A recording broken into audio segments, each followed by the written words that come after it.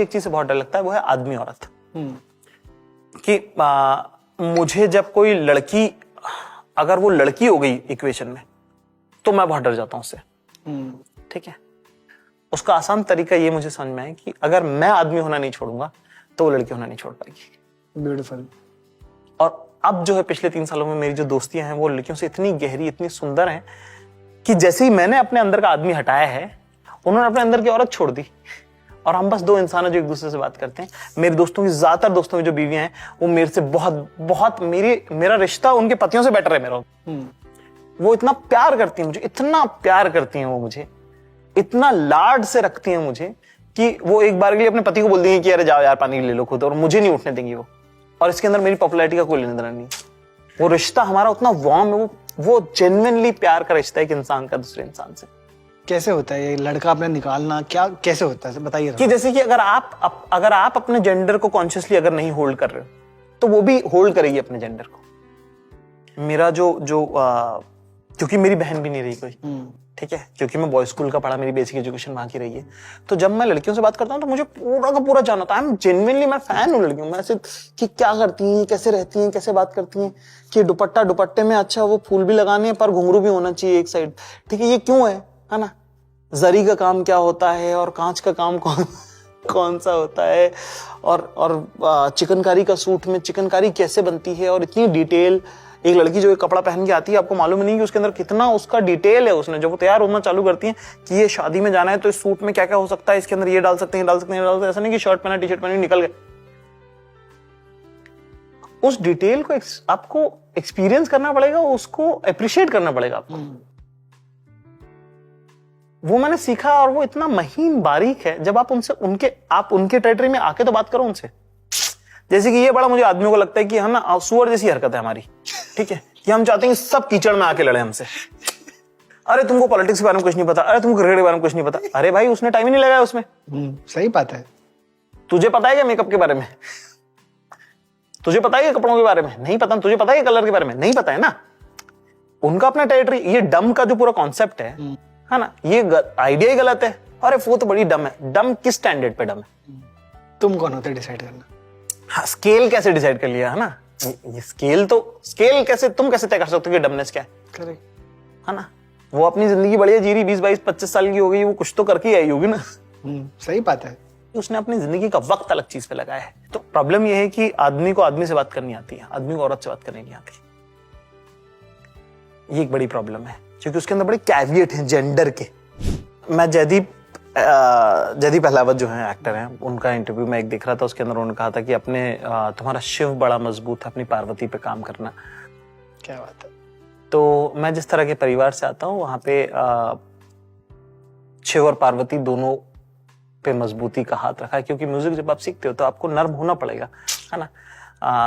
हम राजस्थान से जहां से आते हैं, वहां पे फोक जो है वो पूरा महिलाओं के बारे में। अगर आप नहीं समझते हो कि, अगर आप उसका विरह नहीं समझते तो आप फोक गा नहीं पाओगे, आप फोक बजा नहीं पाओगे, है ना।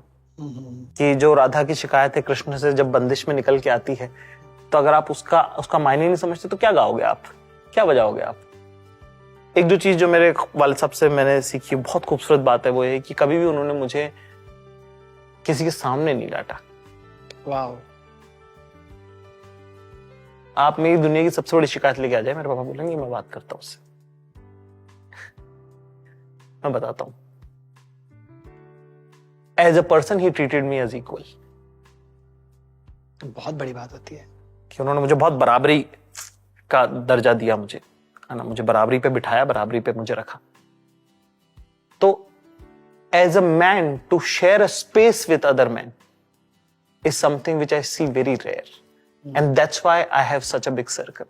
क्या बात है। वो चीज मैंने उनसे सीखी, टू शेयर अ स्पेस, कि कोई बात नहीं, सब लोग हैं, आ जाओ, है ना। कि वो जो हसलर होते हुए भी I am not a loner, वो चीज मैंने मेरे वालिद साहब से सीखी कि आपका कुनबा बड़ा हो सकता है, आप हसलर भी हो सकते हो और आपका कुनबा भी बड़ा हो सकता है।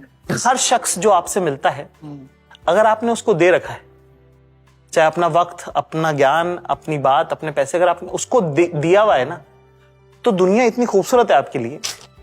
पर अगर आप हर वक्त कुछ किसी से कुछ चाह रहे हो, बिल्कुल, ठीक है, तो इतना दुखी है दुनिया आपके लिए। खुश रहने का सबसे आसान तरीका है कि इसीलिए तो मैं सबको कहता हूँ कि मेरे से जो चाहिए वो लेके जाओ, मेरे कोई दिक्कत नहीं देने में, क्योंकि मेरे को लगता है कि मैं कर लूंगा बेहतर। वो मेरे फादर से आता है। बहुत बहुत सो ब्यूटीफुल। ये सबके पास मतलब ये तो प्रिविलेज है, मुझे लग रहा है कि जी, जिस बिल्कुल तरीके से, privilege आपके फादर ने आपको वो जगह दी है। आपने एक इंटरव्यू में बोला था जो मुझे इतनी प्यारी बात लगी थी कि ना फादर से आपने वाह मोमेंट्स, वाह लाइफ के अंदर, वही तो उन्होंने सब बड़ा बड़ा सिखाया कि ये भी कर लो, वो भी कर लो, ये भी चांद भी छोटा नहीं है, प्रधानमंत्री बन जाओ। हाँ, वो तो ऐसी बातें करते थे मुझे कि यार तू यार राष्ट्रपति बन जाएगा क्या? मैं कहा यार पापा कैसी बात है यार, लाल बत्ती की गाड़ी तो होनी चाहिए ना यार बेटा। कुछ ही होते कि यार एक बार ऐसा करेंगे ना अपन ऐसा। और मेरे सच में मतलब वो जो बात कर रहे थे मैं उससे बिल्कुल अलाइन नहीं था भाई दबे।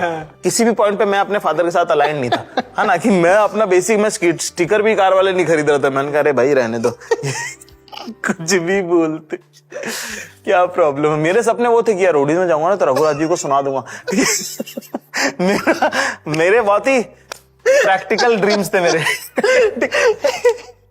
मैं क्या सुना, मेरे को पता क्या लग रहा था कि मैं जाके सुना तो मैं दूंगा, इसमें मुझे कोई प्रॉब्लम नहीं थी, पर मुझे लग रहा था कि वो रखेंगे नहीं एपिसोड में, क्योंकि वो क्यों रखेंगे एपिसोड में अगर मैं सुना दूंगा। हाँ, मेरी अगर बेइज्जती होगी तो मैं क्यों रखूं? बिल्कुल सही बात है। हाँ वही तो, वो तो मैंने कहा अरे यार, फिर मैंने रोडीज का सपना ही ड्रॉप कर दिया।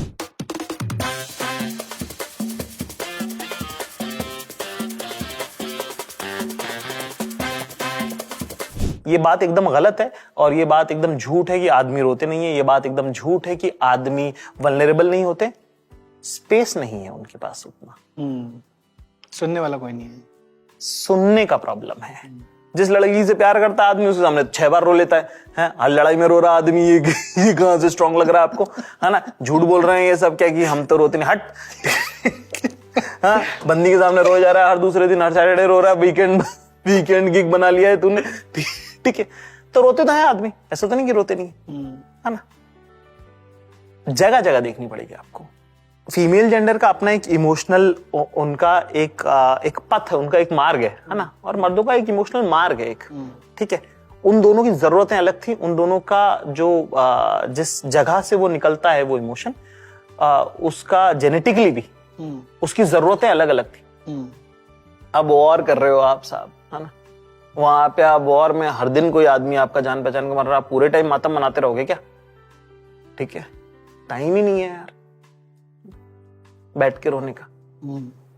और अगर आप नहीं उठोगे, चलो चलो चलो चलो चलो करना करना, चलो चलो चलो चलो करना करना, तो इसको प्रोसेस करने का टाइम कहाँ है इसके पास? तो आप उसको वक्त दोगे, आप उसको वार्मथ दोगे तो रोएगा वो आदमी। हमारे यहाँ पे मर्दों के लिए स्पेसेस सोसाइटी में नहीं है उस तरह की जहां पे वो वल्नरेबल हो सके, क्योंकि अब स्पेस है। मर्दों को आप ऐसे आप हिस्टोरिकली जज नहीं कर सकते आप उनको, करेक्ट, है ना, बिना कॉन्टेक्स्ट के। बिल्कुल। आप ऐसी वाली बात है, जमीन खरीदनी, बोले कि यार बंगला क्यों नहीं यार तुम्हारा, यार अरे बंगला बनाओ यार, आप उनको जमीन तो दो पहले। क्या उस तरह का आसपास का, क्या आपने उसके जो एनवायरमेंट उसके बनाए हैं, क्या वो सेंसिटिव है ना। हम सब मर्दों को बोल रहे हैं कि तुम रो क्यों नहीं रहे हो। हम पहले आप मर्दों को ये सिखाओ कि आप दूसरे मर्द से पूछो तो कि भाई तू ठीक है क्या। बिल्कुल बिल्कुल, है ना। ये बड़ा सेल्फ सेंटर्ड अप्रोच है कि हम रो क्यों नहीं रहे। फिर वही बात है कि अगर आप मर्द हो तो पहले आपको देने से शुरुआत करनी पड़ेगी, ठीक है ना। मिलेगा नहीं, मिलेगा बहुत बाद में। पहले आपको स्पेस देनी पड़ेगी अपने आसपास के मर्दों के लिए, उनको वल्नरेबल होने देना पड़ेगा, ठीक है। और हम में से कितने हैं कि वो जिम्मेदारी उठाने को तैयार है? टाइम नहीं है यार, बहुत काम है। सब कुछ कहना सब बोलना चाहते हैं, कोई सुनने वाला नहीं है। तो हाँ, आप पहले क्यों सुनो, है ना, कि मेरे को भी पहले बोलना है। तो सब लोग अगर बोलने वाले हो, सब लोग रोने, तो फिर चुप कराने वाला कौन है? बिल्कुल।